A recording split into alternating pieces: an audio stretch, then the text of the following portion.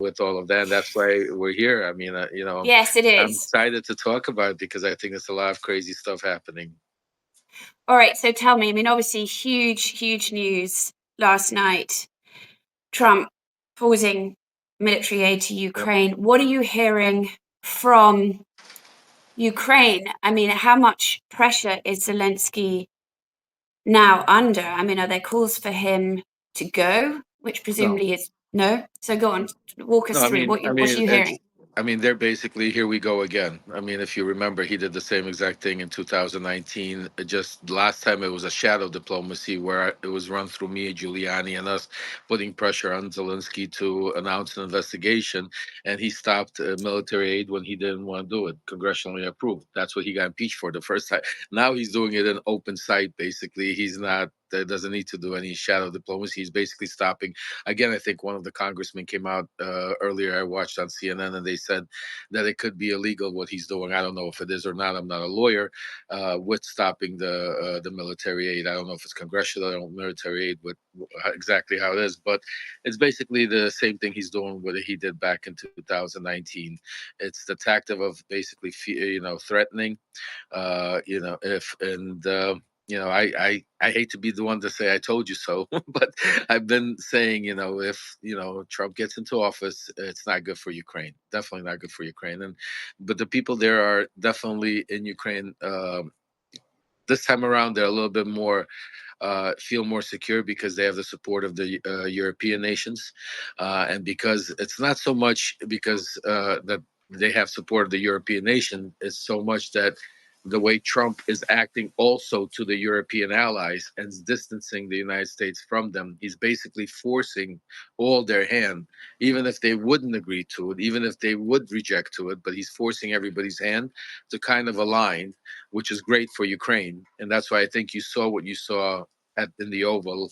Everybody expected that Zelensky's going to come on his knees and bow down and accept whatever it is, and instead he came a little bit defiant, but not so much for Trump. It was more defiance, I think, towards JD Vance, which we could go into separately I and do talk want to about. ask you that.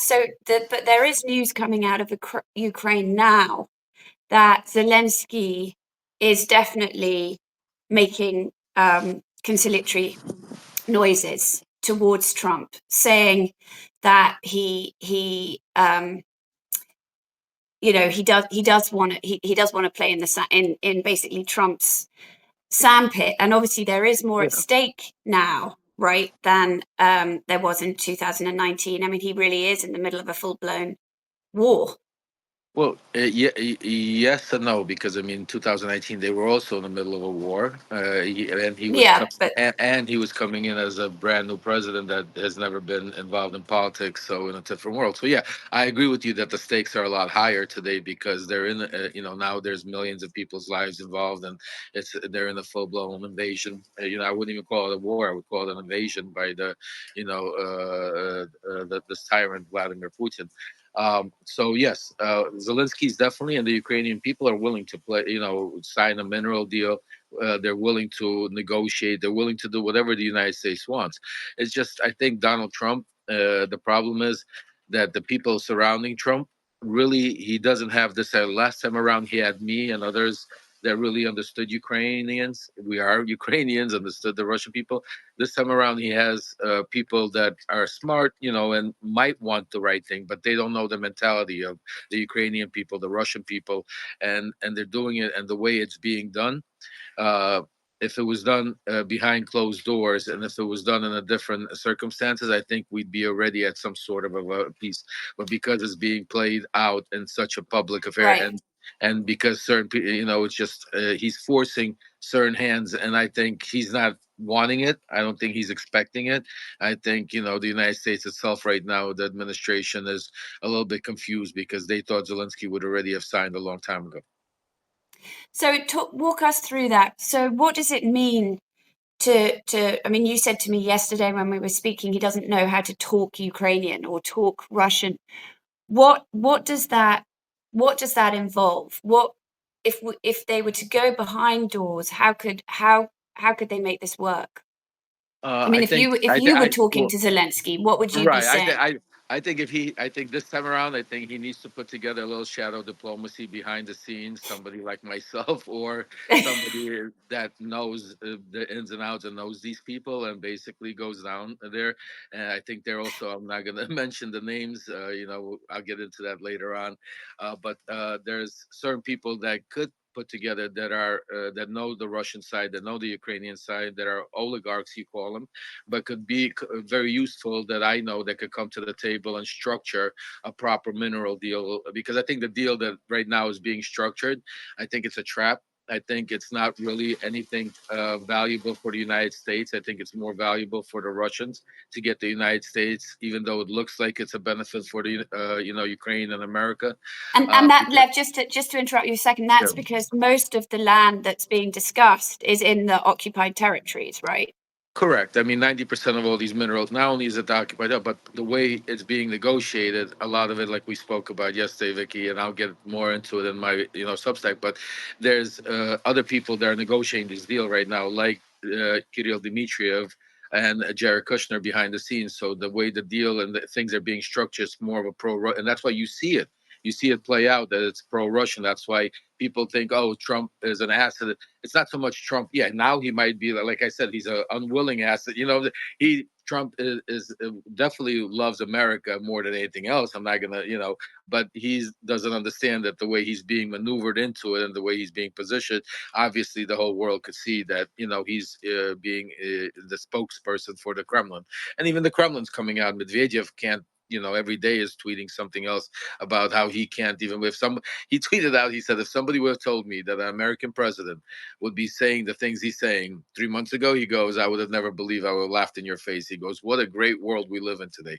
This is the ex-prime minister and probably the second or third most Mm. important person in Russia, tweeting out. So definitely, I think now is a time where you need that shadow diplomacy, where you don't need the whole world and public, but you need to send in people that could really structure the proper deal that could benefit the United States, that where Trump could get the win that he needs and America could get the mineral deal, which would then help in return the United States, and in return give a Putin a window out of this situation to be able to stop this. Because you also have to understand, Ukrainians do not want, some sort of a ceasefire. Even though I know, yeah, that would be a great win for Trump and maybe the administration, but that's not a win for the Ukrainians, because you have to remember a ceasefire only gives Russia time to rebuild and regroup where Hmm. they're already on their lines. What Ukraine is looking for is an end to the war, a peace deal. That's what. So you have to. That's where they're at right now, Vicky.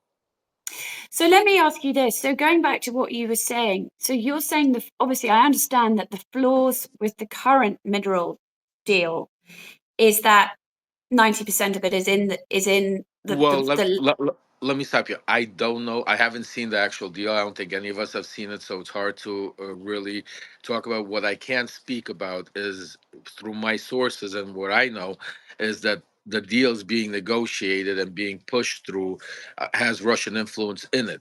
So just from that alone, I'm understanding why would, I mean, obviously Russia's not going to want to give up right. resources by Lvov, where there's no fighting going on and it's great. Otherwise, they have a purpose for it. So, and with the reporting that we've seen on, the media, that they're saying that most of it would be in the Russian occupied territory. With that, 1+1 = 2, I would assume that that's where, yes, that's where the minerals are. That And that, tell that me they're what you're confident. hearing. And so tell me what you're hearing about this relationship between Kirill Dmitriev and Jared Kushner, but behind the scenes, because last week I interviewed Mikhail Zygar, a very distinguished Russian journalist, who said exactly the same thing. Then I went to a meeting at the Council on Foreign Relations with a bunch of Russia experts, and I asked Ian Bremmer, actually, who runs the Eurasia Council, if he'd heard about Jared Kushner's possible role in this, and he said, he was a little skeptical. Um, so, what are you hearing? Well, I'll give you a little bit, and then because I'm actually be doing a special on my Substack for my subscribers later on about this subject. But for you, Vicky, I'll give you a little tip. Thank you. So, so basically, I'll give you Kirill Dmitriev is an interesting individual. He was born in Kiev, Ukraine. So he's Ukrainian. He was educated here in the United States. Don't hold me to it, but I think in Stanford, very well educated in high, Ivy League schools. Very similar like Jarrett was. So you'll see the comparison. He then uh, was creative enough to be able to, instead of going back to Ukraine, went back to Russia and started dating and eventually married Vladimir Putin's daughter, one of his daughter's best friend, Yeah. a woman that was on her, board of, fundraisers and stuff like that. And through that, he got into Putin's good graces and started running fun and basically became the Jared Kushner, even though it wasn't his own daughters, but he was close enough to like the Jared Kushner of the Putin that they compared him. And it's interesting because he and Jared met in Saudi Arabia, and the two of them planned this meeting that the United States had with the Russians in Saudi. It was planned by Dmitriev and what's it called, the Kushner. So a lot of the conversation, a lot of this is coming behind the scenes. It's being worked on through Jared and Dmitriev. That's why a lot of it you don't hear about. And that's why it's such a pro-Russian approach that the Trump administration is taking. And the scary part about it is not even so much what Trump and some of these people, because Trump, I give it to him. Trump hasn't been a politician his whole life, so he's okay. But what's Rubio doing? How is Rubio not just resigning? Like if this was a mob movie, he would have to take a gun and shoot himself to save dignity. So here, how are you not just resigning and saying, "Listen, I've been a politician." If you take a look at everything Rubio's ever said about Russia, and then you take a look about after that meeting in the Oval. Now, I mean, he looks. I mean, it's disgusting, Vicky. Well, That's the it's problem. funny. It's funny you That's say the that, Lev, because problem. actually, my first reaction when I saw Marco Rubio's face, he had been sitting back on the couch, and then I mean, I thought he looked like he'd seen a ghost. He was so white, He but did. then, I but mean, then his statements were so fulsome and supportive of Trump. But well, and Lindsey Graham. I'm sorry to interrupt but you. to your Lindsey Graham's point, another one. Yeah, go ahead. I'm sorry. Go well, ahead, Vicky. well, but Lev, I mean, all this talk of James Bond and back in the day, I remember you and I talked, and you felt like when you were working for I Trump think you quoted me, unofficially, man. Didn't you you quote me? felt it Yeah. was you were like on a James Bond Yeah. mission, and you also said, I think in the documentary from Russia with Lev, you said that you know being around Trump before he sort of pretended he didn't know you, it was intoxicating. It was like being in a cult. And Marco Rubio, I'm not suggesting he's been brainwashed. I mean, they're obviously he's thinking of his career, I suspect. um but I think it would be helpful to people for you to talk a bit about that, because before it went bad, it was great. Well, you also have to understand, Vicky. We're dealing with a different Trump right now. If this was Donald Trump back in 2019, I would have never been in prison. I would have never got arrested. He would have just told Bill Barr drop. I mean, back then, see, Donald Trump back then tried to fit in. He tried to be a politician. He tried to do the right thing. He tried to listen to, as they call them, the rhinos right now, the Republicans that were, he tried to put them in the. That's why if you take a look, when he first came into office, it wasn't about loyalty towards Trump. It was all basically a Republican hierarchy that Mm-hmm. would go in there, from your Paul Ryans to Jeff Sessions, and until this time around he's learned. This time around he understands what he can or cannot do. It. Just think about this. One of the biggest reasons why the whole fiasco we had back in 2019 was that nobody would listen to Trump to fire the U.S. ambassador. He could not fire the U.S. ambassador. He would give orders, run around. It was like a whole comedy of errors. He could not get a message, or I mean, people would not. He didn't have the loyal people around him that would follow the orders, and they would just block him at every step. So that's why it was like going on. Same thing, even with my arrest. Donald Trump never wanted me to get arrested. I was this guy going to get. I was supposed remember I was supposed to be going to Vienna to pick up a hard drive, a laptop at the time. It was all Bill Barr. It was all the Republicans. So it was an internet. So now Donald Trump doesn't have those rhinos, as they call them. He doesn't have any no stoppers. It's basically he has, and now that his whole cabinet got basically put in there, there's nothing to stop him from doing exactly how he wanted. So now it's a different story. That's why you see him stopping the aid, not stopping it secretly, but stopping it and tweeting about it or truthing about it to make sure now that they know.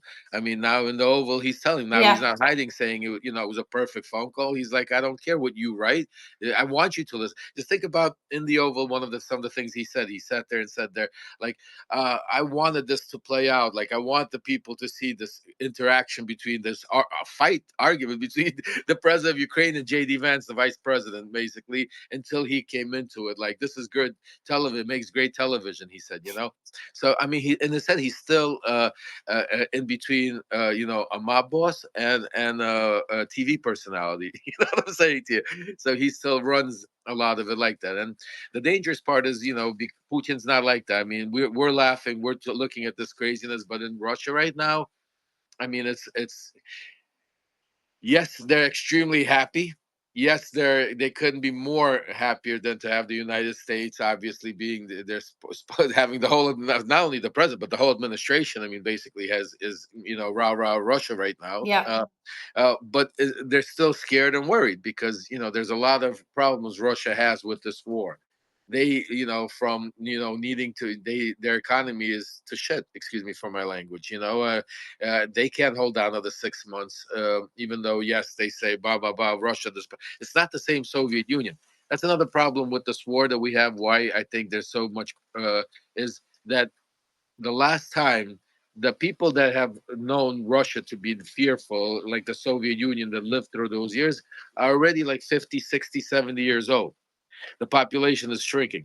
All of these new millennials and all of these, 40 and below, don't know what it's like to when it's the Cold War. They've known Russia to be a friend, an ally, travel, oligarchs, beautiful women. All of what I'm saying to you. They grew up in a different, so it's easy that's to be able to change history the way they're trying to do with certain things and bring us closer to Russia. So it is definitely dangerous. But with that said, Ukraine's has a lot more the way Trump played his cards and the way that they is basically he has forced now the Europeans and the Canadians. I mean, just think how Hmm. hilarious it is. The Canadians, the European. I mean, everybody that Trump has now, like basically distanced from us for whatever, either through a trade war, either through telling them we're going to take over their country, or telling them to become our 51st state, whatever reason is, all of these people are now forced to align themselves with Ukraine. And for Ukraine, I mean, it's a huge benefit. I mean, they're alive because the longer, if they could sustain another year, But can they? So obviously that's the question. I that's mean, the question. It it is can't. great, That's the but question. I agree with time. you. I agree with you that there's a lot of Ukraine's going through it because I'm one thing you'll always hear from me, and Vicky, is I tell it like it is. I don't sugarcoat it, and I'm not going to sit there and pretend that Ukraine is la di da, everything is great. Yes, they got problems. I mean, they have recruitment problems. I mean, there's some horrible things that are happening that I don't agree with the Ukrainian administration, but that's not for me to. That's not for us to talk, especially not for the vice president of the United States to talk about in the public, talking about how they're taking people off the street to serve because Yeah. they have a problem. I mean, this is the what I'm talking about. Yes, are there problems? Do I believe that certain money probably was stolen? Oh, absolutely. Do I believe that there were probably weapons misplaced? Absolutely. But not. But that first of all happens in any war, any third world country, any war country, any wherever there's war, whatever, there's always that. So there will be a time, and I agree, we should look into it and hold people accountable and be able to make sure that the United States, because I'm USA first, also to make sure that we get what it's coming to us, but there's a time and a place for it. Just like a lot of the things Trump is doing, even internally, why I think he's getting grief, I think that is a mistake, is scorched earth. You can't just run through, do everything. Yes, he has some great ideas, I think, and certain things I agree with him, like that we should have cuts and all of this. But there's a way to do it.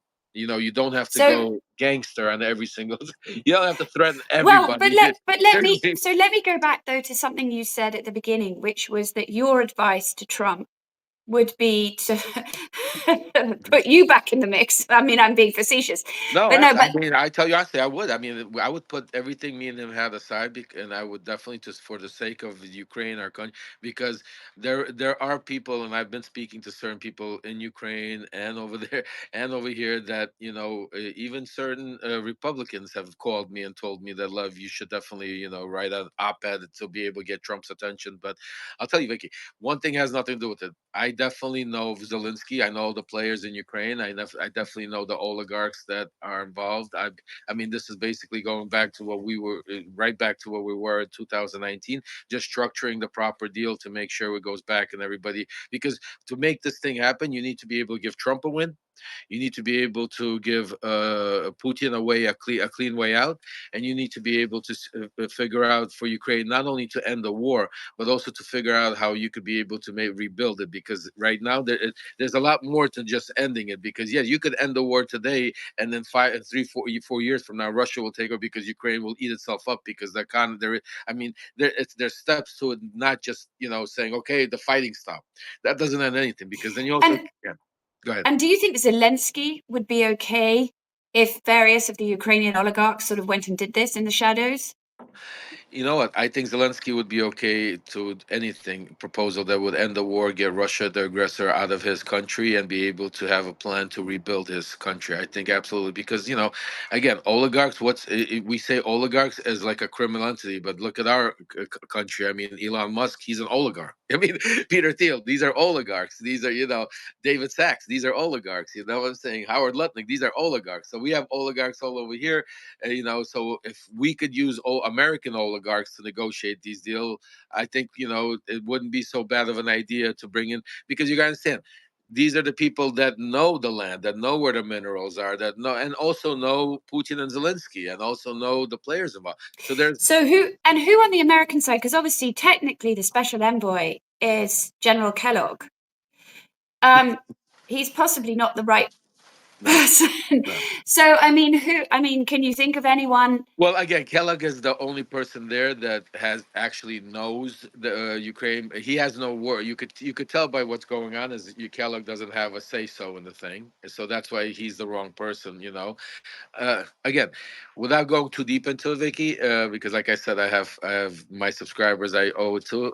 I will tell you this much, that the best way to do it right now is go back to the way we did it a little bit. Right now, you need a little shadow diplomacy, like I write in my book. You need right now to be able to have some people off the books, on the grind, go in there, that know how to talk, that could talk a different language, that could say you can't see when they get into a office, the Trump's envoys and everything. There's so many people taking notes and everything. You can't have a.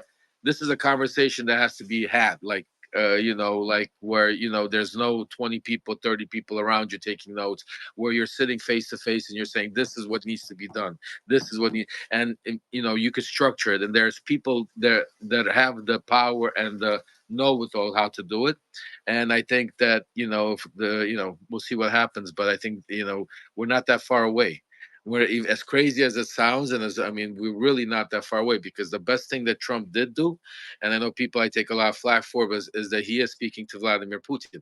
I don't agree with the way he's doing it. I don't agree with what's happening, but there's no way you're going to end this war without speaking to Putin. So just understand that. So the only way you can end it is to speak to Zelensky, Putin, everybody. The fact that he has now brought them to the table where we're talking about ending war, that's a good thing. Everything else is a crazy, bad thing. The way he's doing it, the way he's trying to intimidate Zelensky, the way we could break it all down to all the bad things. But at the end of the day, you know, uh, if you recall, just a few months ago when the Biden administration was in office, we were talking about getting more weapons and no peace talks. Peace talks were not even in it. So the fact that even peace talks are in the works, you have to Right. give it to you have to give it to him. You can't just, like, I'm saying to you, as crazy as he is and as what's it called. So I give that, and I think that's a proper thing. It's just I think that the people that are advising him, and Zelensky said it to him, just Zelensky said it came out the wrong way. Zelensky meant to say that you need to put people like Lev Parnas in there, that we could negotiate this. You are being put by people that can't, are clouding you. You're in a clouded judgment because they don't know how to talk to us. They don't know how to negotiate. They're going after things like, because. So yeah, I think definitely That's how this it gets done quicker, because playing out on on television, not a good thing. No. Eventually, that's a scary. That's something that could lead to World War III, because all it takes is one wrong move by one wrong party, and all of a sudden all hell could break loose.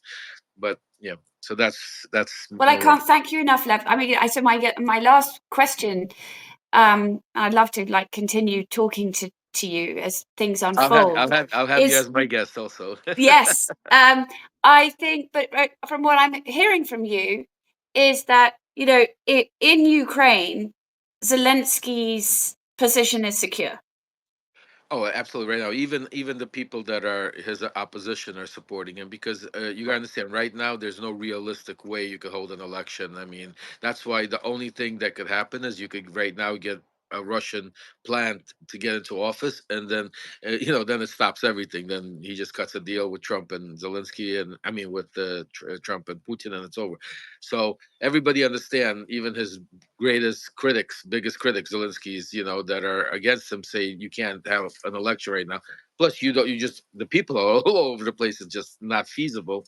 Yeah. Uh, yeah, no, I think he's secure in that sense. And again, you gotta understand, it's not that difficult for what he's doing, because it's being played out on television, the way Trump is putting in, the way like they're putting Zelensky into a position where, just think about it, it's like he got beat up over here, and then on his way home he got taken in by the Europeans, hugged, they cleaned him up, they took him in, they fed him, promised him. I mean, it's just, to watch this play out.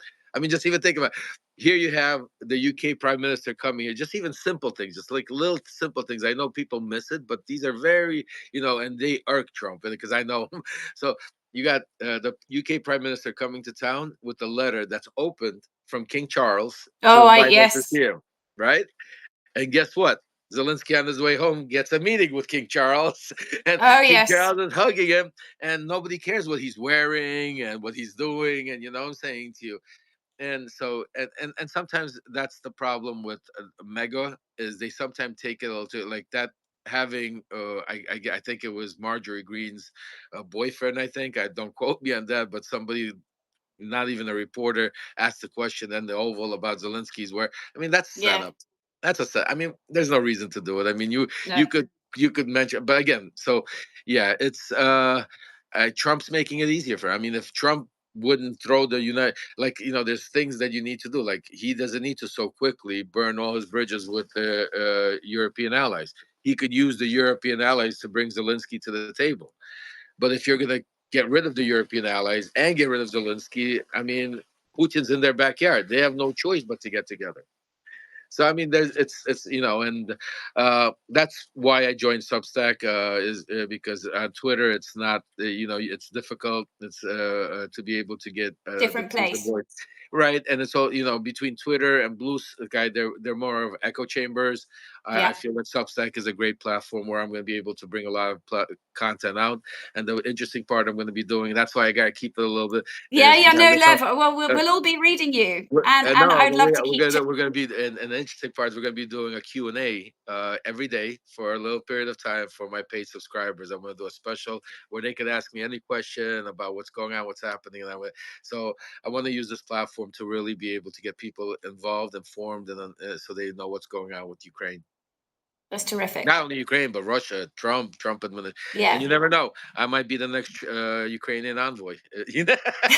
You know, in the world we live I in, mean, look, Lev, you Look, never know.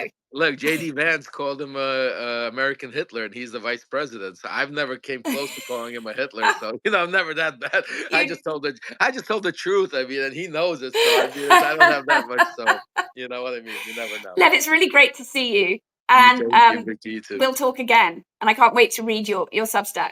Thank you, Take Vicky. Have a care. great day. Take care. Bye bye. Bye.